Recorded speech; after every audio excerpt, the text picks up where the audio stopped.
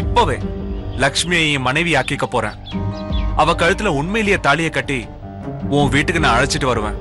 நாங்க 2 பேரும் தம்பதியரா வர்றத பாக்குறதுக்கு நீ ரெடி ஆயிரு.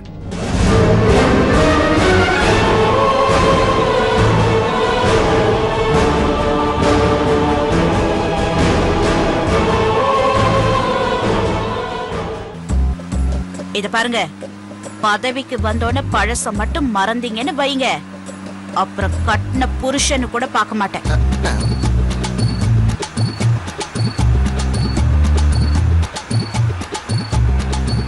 பாரு, ரொம்ப பயந்த மாதிரி நடிக்காதீங்க. ரோட்டை பார்த்து ஒழுங்கா வண்டி ஓட்டுங்க.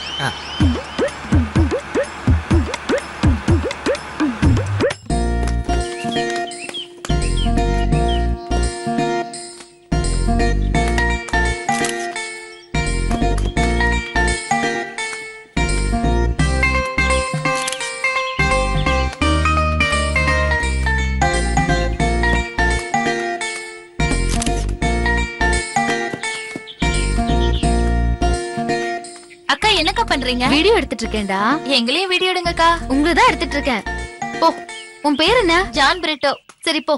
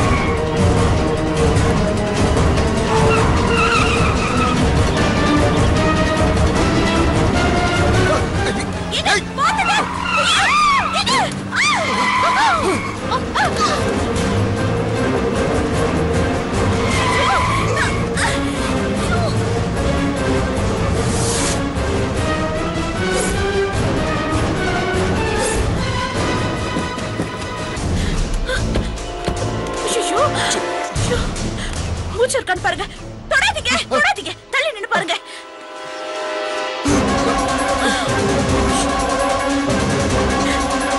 வெற்றி!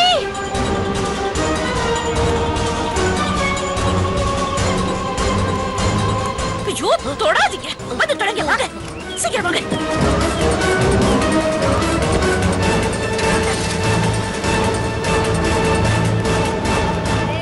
லக்ஷ்மி, என்னாச்சு? என்னாச்சு லக்ஷ்மி? மூச்சு பச்சை இல்லாம இருக்கு வெற்றி. ஐயோ, ஐயோ, என்னாச்சு? தம்பி, ஏய், ஜானு, என்னாச்சு ஜானு? ஐயோ, என்னடா? என்னாச்சு? ஐயோ, கொட்டுதுடி. ஆஸ்பத்திரிக்கு தூக்கு. ஜானு, கடவுளே, என்ன படுபாவி வந்து அடிச்சிட்டு போறாங்க. ஜானு, என்ன பண்றது? தூக்குடி. ஐயோ, உயிர் போடுது போறீங்க. ஐயோ.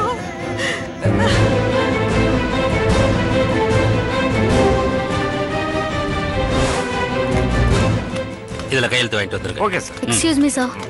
சொல்லுங்க. என் பேர் லக்ஷ்மி சார். முத்துமாரியம்மன் கோயில் பக்கத்துல இருக்கிற கிரவுண்ட்ல ஒரு ஆக்சிடென்ட் சார். ஆமா, அந்த பையன் பாடி கூட போஸ்ட்மார்ட்டத்துக்கு போயிருக்கு.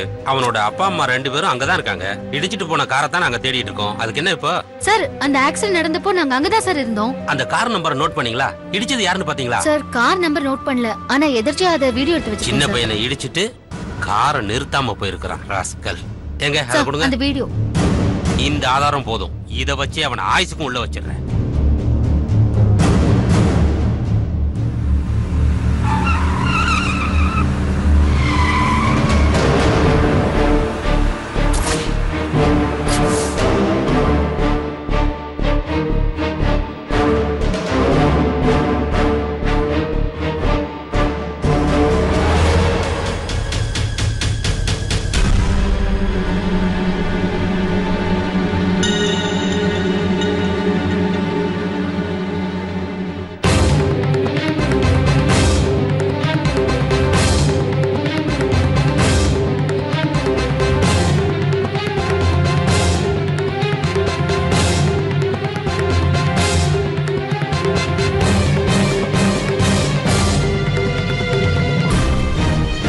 ஆமா, நீங்க யாரு?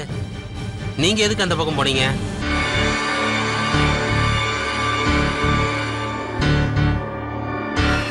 சார், நான் நாட்டம்ம நாச்சிமுத்தோட மருமக லக்ஷ்மி. இவர் அவரோட பையன் வெற்றி. நாங்க கோயிலுக்கு போயிட்டு இருக்கும்போது பைக் ரிப்பேர் ஆயிடுச்சு. அங்க நின்னப்பதான் அந்த ஆக்சிடென்டே நடந்துச்சு. சரி, செல்லு என்கிட்டயே இருக்கட்டும், நீங்க கிளம்புங்க.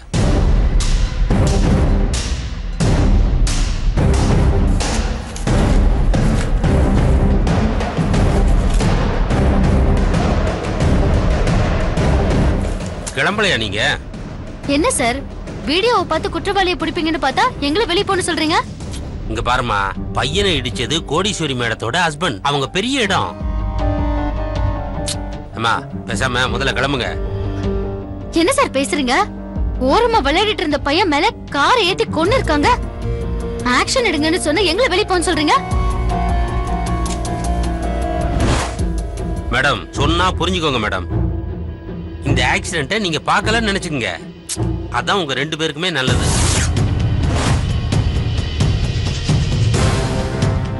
சார், செத்து போன பையனுக்கு நியாயம் கிடைக்கணும்னு தான் நாங்க இங்க வந்திருக்கோம். நீங்க இப்படி பேசுறீங்க? இது நியாயமா? மேடம் இங்க பாருங்க, நியாயம் அநியாயத்தெல்லாம் என்கிட்ட பேசாதீங்க. இப்ப நடக்க போற பை எலெக்ஷன்ல கோடீஸ்வரி மேடத்தோட ஹஸ்பண்ட் ஒரு கேண்டிடேட்டா நிக்கிறாரு. இப்ப நான் அவர் மேல ஆக்ஷன் எடுத்தா மேலிடத்துல இருந்து எனக்கு பிரஷரா வரும். வெளியில விடுங்க வெளியில விடுங்கன்னு ஒரே பிரஷரா தான் வரும். அதுக்காகத்தான் நான் சொல்றேன். இந்த பாருங்க, நீங்க இந்த கேஸ பத்தி கண்டுக்காதீங்க. புரிஞ்சுக்குங்க. என்ன சார், நீங்க ஒரு அரசாங்க ஊழியர். நீங்க போட்டிருக்கிற Dress தொப்பி எல்லாமே அரசாங்கம் கொடுத்தது. கை நீட்டி கவர்மெண்ட்ல சம்பளம் வாங்குற நீங்க அவங்களுக்கு எதுக்கு சார் பயப்படணும்? சார், அவங்களுக்கு எதுக்கு நீங்க பயப்படணும்? இந்த போஸ்ட்ல இந்த ஊர்ல கொஞ்சம் வருஷம் இருக்குன்னு ஆசைப்படுறேன். கோடீஸ்வரி மேடம் இருக்காங்களே, அவங்க அப்பா தொடர்ந்து 3 தடவையா இந்த ஊர்ல எம்எல்ஏவா இருந்திருக்காரு. அடுத்தது கோடீஸ்வரி மேடம் எம்எல்ஏவாக வேண்டியது. அப்போ ஆறுமுகம்னு ஒருத்தன் கையை வெட்டின கேஸ்ல ஜெயில இருந்துட்டு வந்திருக்காங்க. இப்போ அவங்களால எலெக்ஷன்ல நிக்க முடியாதுங்கிற காரணத்துக்காக தான் புருஷனை நிக்க வச்சிருக்காங்க. அவரு ஜெயிக்கணுங்கிறதுக்காக லட்சக்கணக்கில் பணத்தை வாரி இறைச்சிட்டு இருக்காங்க. அப்படிப்பட்டவங்க கிட்ட மோதனா உங்களுக்கு தான் பிரச்சனை. சார், இப்ப நீங்க கம்ப்ளைண்ட் எடுக்கலன்னா நான் கமிஷனர் வரைக்கும் போக வேண்டி வரும். கோடீஸ்வரி மேடத்தை பத்தி இவ்வளவு தூரம் எடுத்து சொல்லியும் ஏன் இப்படி பிடிவாதம் பிடிக்கிறீங்க? அந்த ஆக்சிடென்ட் பத்தின கேஸை நீங்க விட்டுருங்க. என்ன சார் பேசுறீங்க? என்னங்க, நீங்க வாங்க. எங்களுக்கு நியாயம் கிடைக்கும் தான் இங்க வந்தோம். நீங்க பேசுறது பார்த்தா நியாயமே கிடைக்காது போல இருக்கு. நீங்க வாங்க, நம்ம கமிஷனர் கிட்ட போலாம். மேடம் ஒரு நிமிஷம். ஏட்டையா, இவங்க கிட்ட ஒரு கம்ப்ளைண்ட் எழுதி வாங்கிக்கோங்க. Okay sir.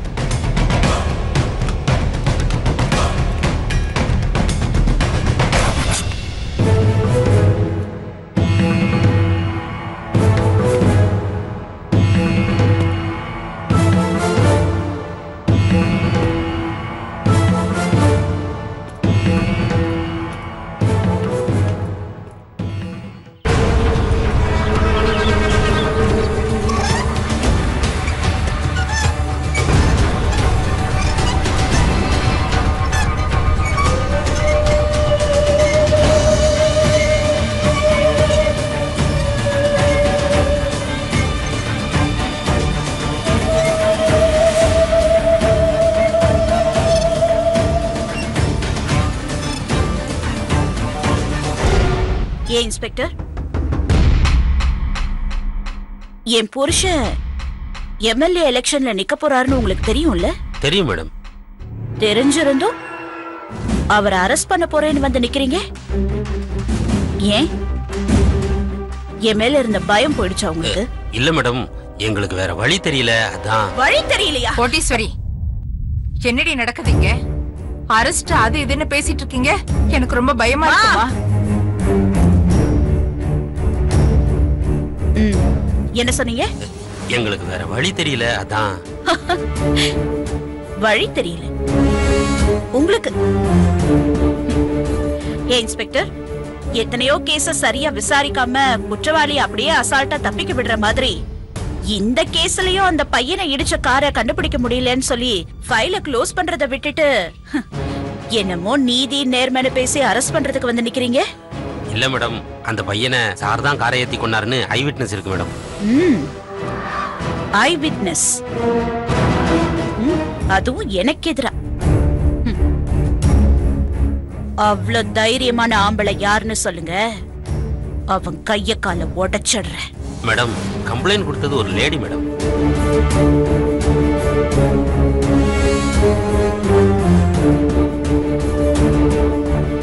லேடி நான் சொன்னீங்க? அந்த லேடிக்கு என்ன பத்தி தெரியுமா? தெரியாது மேடம். ஆனா உங்களை பத்தி எவ்வளவோ எடுத்து சொல்லியும் பிடிவாதமா கேஸ ஃபைல் பண்ணுங்கன்னு சொல்லி எஃப்ஐஆர் போட வச்சிட்டாங்க மேடம். ஓ, உங்களையே மிரட்டி எஃப்ஐஆர் போட வச்சிருக்கானா? அவ என்ன அந்த அளவுக்கு பெரிய ஆளா? யார் அவ? கிணத்து கடவு நாட்டாம நாச்சிமுத்துவோட மருமக லட்சுமி மேடம். நாட்டாமையோட மருமகனா? நான் என்ன பயந்துருவேனா? இல்ல மேடம், அவங்க பக்கம் ஒரு நியாயம் இருக்கு. அது மட்டும் இல்லாம ஊர் மக்களோட ஆதரவும் இருக்கு மேடம். இருந்துட்டு போட்டோம். அதுக்காக அரசியல் எதிர்காலத்தையே அழிச்சுக்க சொல்றீங்களா? ஆறுமுகத்துக்கிட்ட நான் போட்ட சவால்ல ஜெயிச்சே ஆகணும்.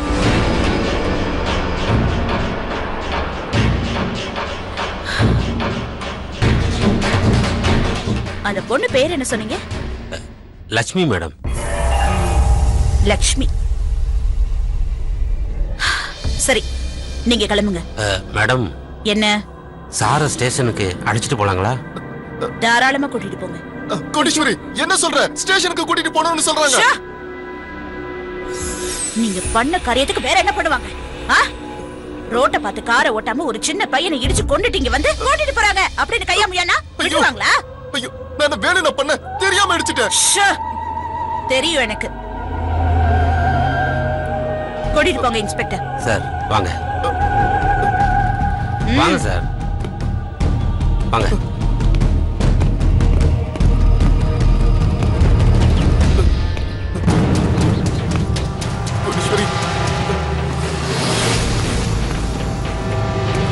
போங்க, போன வேகத்துல திரும்ப வந்துருவீங்க.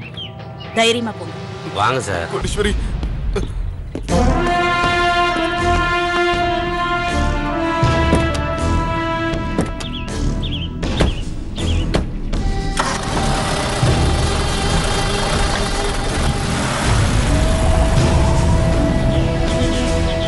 ஏ லட்சுமி, ஆழம் தெரியாம காலை விட்டுட்டல,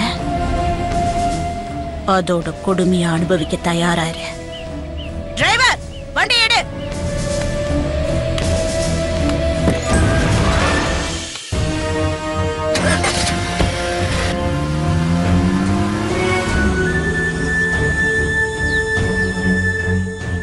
கடவுளே, இந்த பிரச்சனையில இருந்து என் மாப்பிள்ளை வெளியே வரணும். அதுக்கு நீதான் உதவி பண்ணணும்.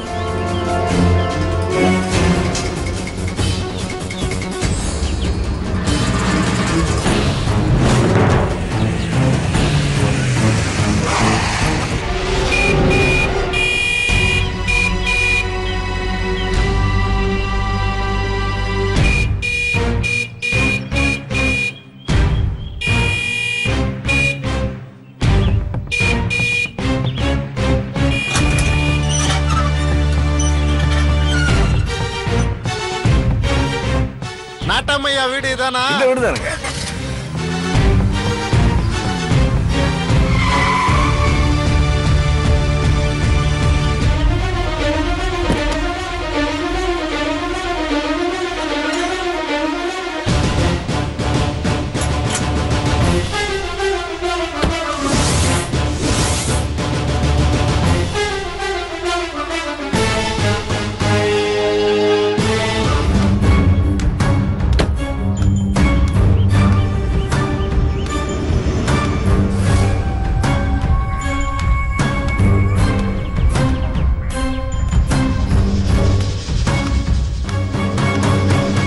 வணக்கங்க. வணக்கம். என் பேரு கோடீஸ்வரி. நெகமம் எக்ஸ் பிரசிடென்ட் இருந்தார்ல, அவரோட பொண்ணு. அவரோட பொண்ணா மணி? நான் சின்ன வயசுல பார்த்தது உன்ன. உட்கார். என்ன நல்லா ஆசீர்வாதம். உட்கார். உங்க அப்பா பிரசிடண்டா இருந்தப்ப என்ன அடிக்கடி பார்க்க வருவாரு. நல்ல சிநேகிதரு. என்ன நல்லவங்கள சின்ன வயசுலயே கடவுள் கூட்டிட்டு போயிடுறாரு. வீட்டுல அம்மா தம்பி எல்லாம் நல்லா இருக்காங்களா? அப்பா உன்னோட கல்யாணத்துக்கு பத்திரிக்கை கொண்டாந்து கொடுத்தாரு. அப்ப ஏதோ ஒரு சூழ்நிலையில என்னால வர முடியாம போச்சு. வீட்டுக்காரர் எப்படி நல்லா இருக்காரம்மா? இப்போ அது விஷயமா தான் உங்ககிட்ட ஒரு உதவி கேட்டு வந்திருக்கேன்.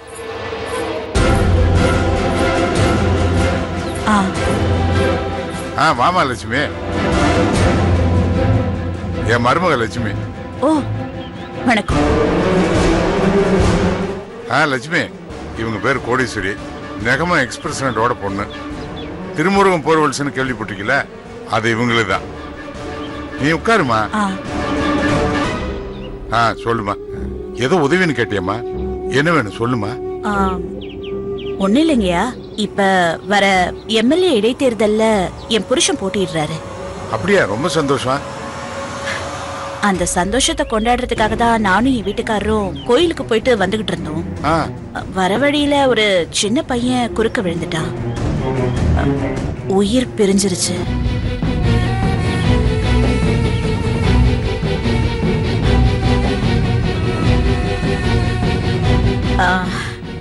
அத உங்க மருமக பார்த்துட்டு போலீஸ்ல கம்ப்ளைண்ட் கொடுத்துட்டாங்க.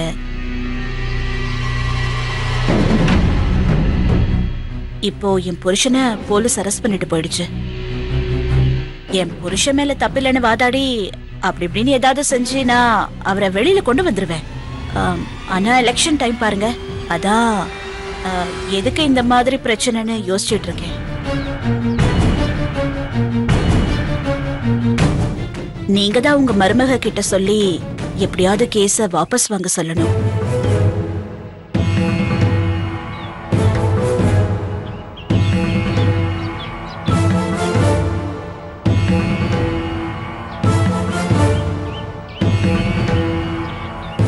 நீ என்கிட்ட வேற ஏதாவது உதவி கேட்டு வந்திருந்தா யோசிக்காம என்னால எந்த உதவியும் செஞ்சிருக்க முடியும். ஆனா நீ சொல்றதுக்கு என்னால பதில் சொல்ல முடியல.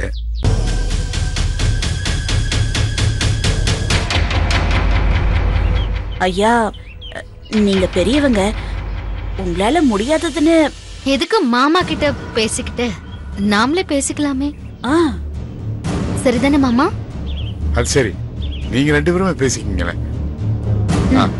பேசுங்க.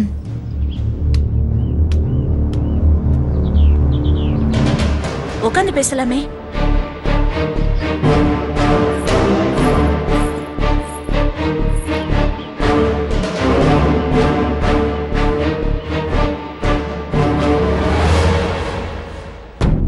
இங்க பாருங்க, ஒரு பொண்ணோட மனசு இன்னொரு பொண்ணுக்கு தான் புரியும்னு சொல்லுவாங்க. உங்களுக்கு என் நிலைமை என்னன்னு புரியும்னு நினைக்கிறேன்.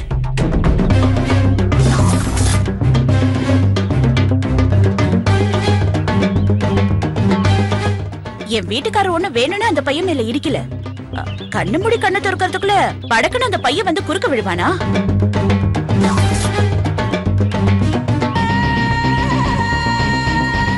நம்ம நாட்டுல தினம் எத்தனையோ ஆக்சிடென்ட்ஸ் நடந்துட்டு தான் இருக்கு.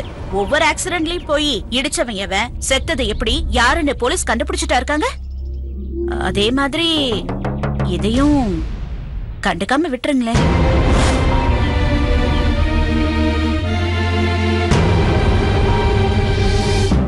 அந்த பையனுக்கும் உங்களுக்கும் எந்த சம்பந்தமும் இல்ல. அப்புறம் என்ன, உங்களை மாதிரியே அந்த ஆக்சிடென்ட்ட பார்த்த எத்தனையோ பேரு வந்து பார்த்துட்டு அவங்க பாட்டுக்கு போயிட்டாங்க.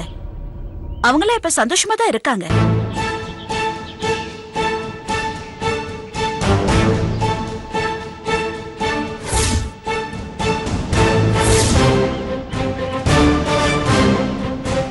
அதே மாதிரி நீங்களும் சந்தோஷமா இருக்கணும்னு நான் ஆசைப்படுறேன்.